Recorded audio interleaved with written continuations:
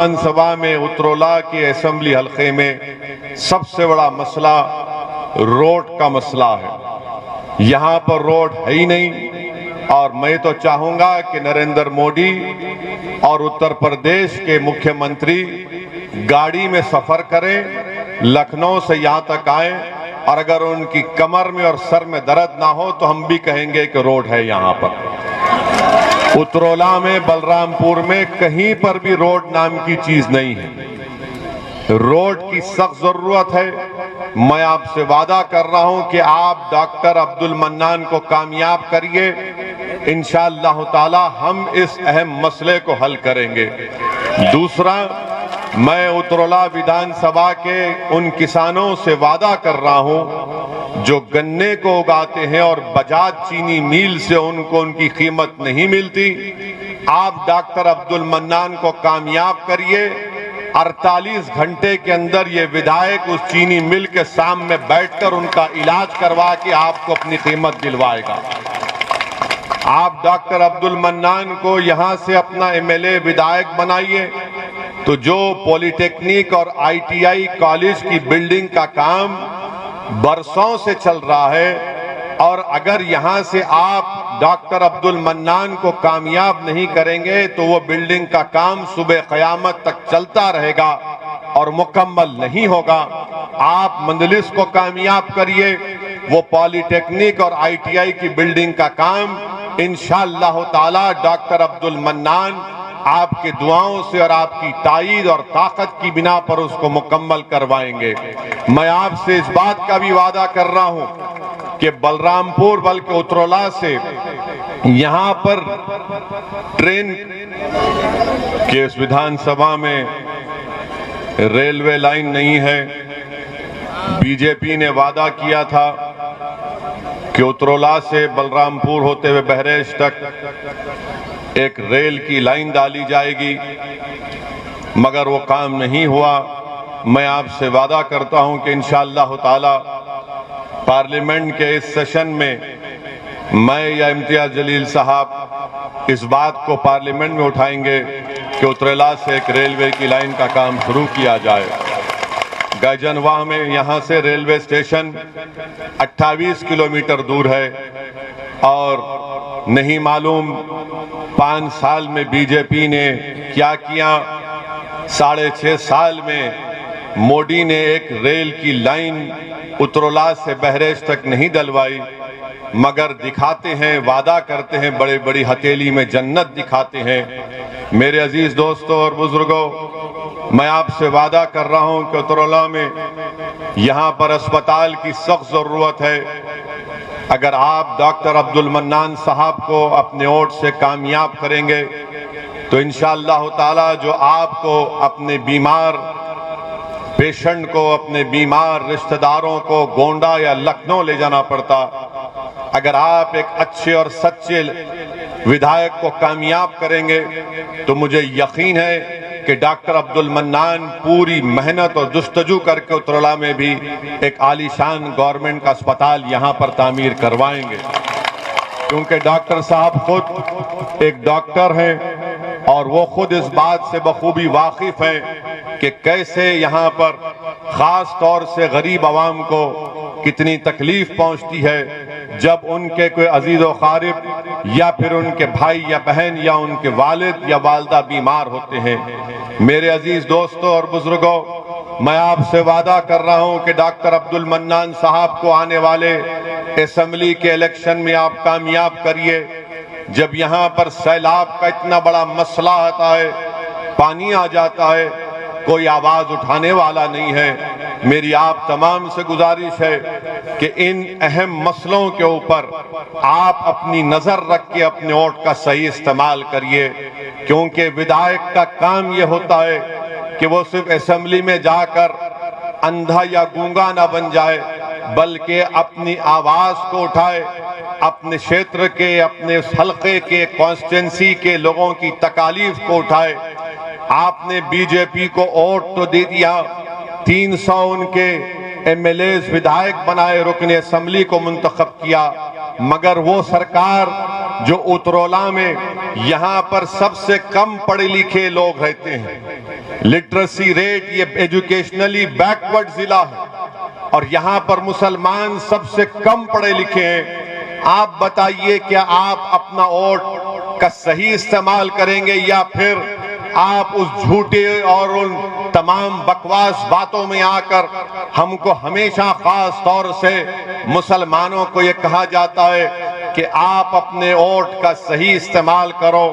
اب جب اسمبلی کا الیکشن قریب آ رہا ہے تو یہ جو ہمارے مسلمانوں کے درمیان میں جو ان بڑی بڑی پارٹیوں کے دلے ہیں وہ آپ کے درمیان میں آ کر مسلمانوں سے شیطان جس طرح ایک انسان کے کان میں کھس کرتا ہے اس طرح آ کر کہیں گے کہ بھائیو یہ الیکشن ہماری زندگی موت کا الیکشن ہے، اپنے ووٹ کا استعمال اویسی کے حق میں مت کرو، ورنہ ووٹ کا استعمال اگر اویسی کے پارٹی کے حق میں کرو گے تو ووٹ ڈیوائیڈ ہو جائے گا۔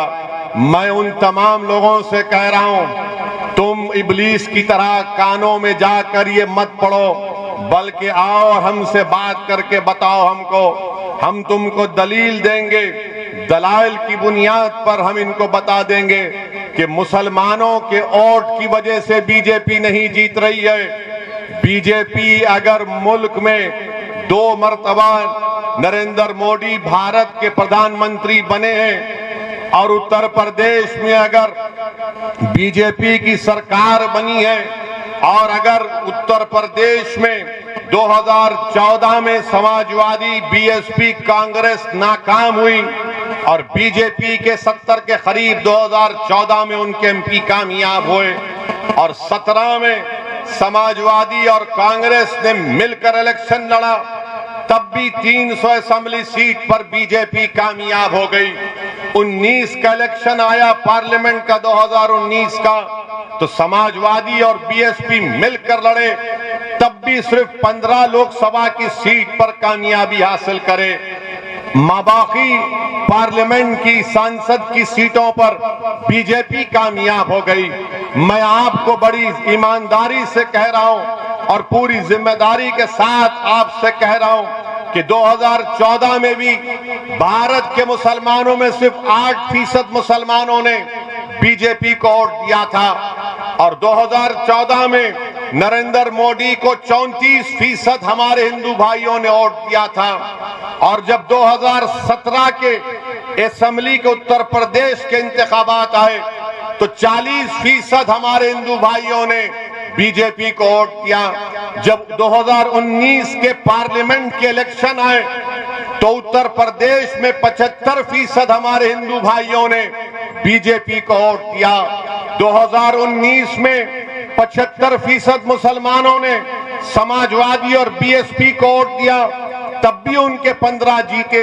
میں اترولا کے ان تمام ذمہ داروں سے عرض کر رہا ہوں، خاص طور سے جہاں پر جو سیکولر ذہن رکھنے والے ہمارے ہندو بھائی اور بہن ہیں، ہمارے دلت اور او بی سی بھائی اور بہن ہیں، ہمارے مسلمان ہیں، میں ان سے کہہ رہا ہوں کہ یہ اعداد و شمار ہے، یہ ریکارڈ میں آپ کے سامنے رکھ رہا ہوں، فیصلہ آپ کو کرنا ہے۔ اپنے ووٹ کو ضائع مت کرو۔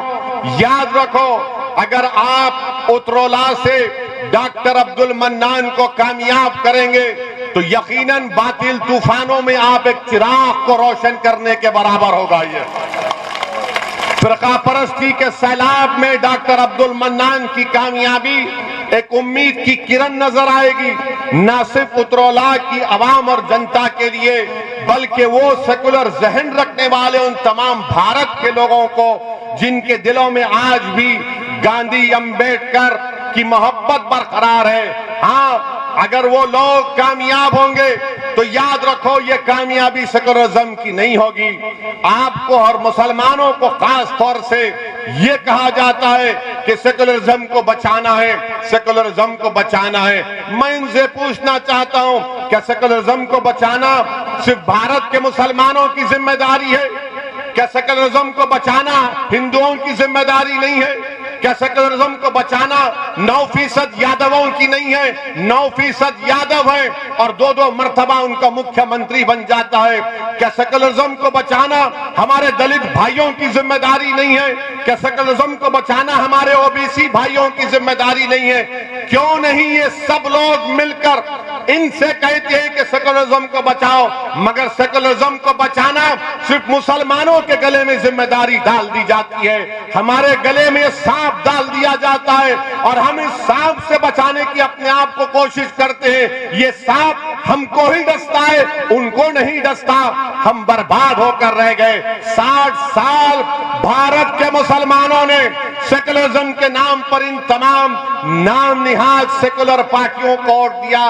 बताओ क्या हासिल किया आपने? बताओ मुसलमानों, बताओ आपने क्या हासिल किया? आपने समाजवादी को इख्तियार दिया, मुलायम सिंह यादव को मुख्यमंत्री बनाया, आपने वोट दिया, अखिलेश को मुख्यमंत्री बना दिया, आपने बहन मायावती को मुख्यमंत्री बनाया, उससे पहले बरसों आपने लोकदल और कांग्रेस को वोट दिया। अरे बताओ क्या तुम्हारे पास कोई तरक्की हुई? क्या तुमने कुछ हासिल किया?